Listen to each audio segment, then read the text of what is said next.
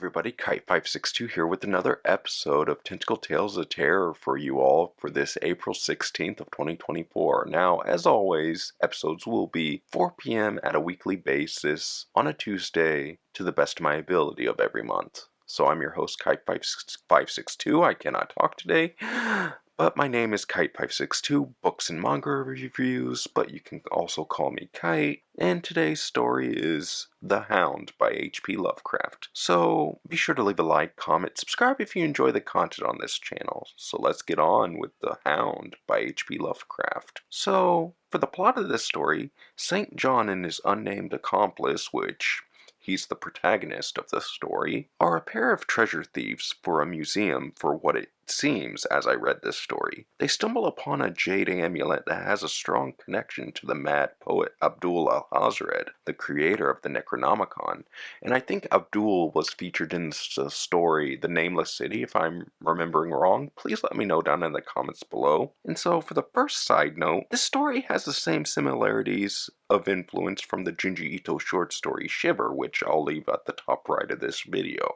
where a plague of holes will affect the one person who stole the jade statue. However, instead of holes or a doctor stalking the victims, it takes the form of a ferocious hound. And I have to say my favorite quote from this story as I read it is, "It was a secret room far, far underground where huge winged demons, carven of basalt and onyx, vomited from wide grinning mouths. Weird green and orange light and hidden mnemonic pipes ruffled into kaleidoscope dances of death. The lines of red channel things hand in hand woven in voluminous black hangings." The Hound, page 232. Although this quote is very wordy, the descriptors of it were just really solid in my opinion. And I have to say another notable quote, instead of my favorite quote, is that, "In my tortured ears there sounds unceasingly a nightmare of whirring and flapping, and a faint distant bang as of some gigantic hound."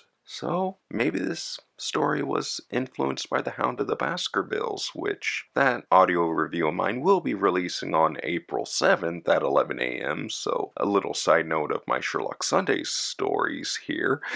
Well, series. So, anyway, as for the side note number 2, I can see how Lovecraft works has influenced many writers over the years. Stephen King was influenced by Lovecraft in some way, along with Junji Ito, along with many others that I have not read yet. So I'm really looking forward to seeing who else was influenced by Lovecraft. And so for my final thoughts, it was a solid and enjoyable haunted object horror story, with also reminding me of the Shiver short story by Mr. Ito. It also gives hints of the story The Monkey's Paw for some reason for me, which I'll admit I haven't read that story yet. So that's it for episode 36 of Tentacle Tales of Terror. Be sure to leave a like, comment, subscribe if you enjoy the content on this channel. I'm your host Kite562 signing out, and as always, I hope you have a wonderful day, everybody. Later.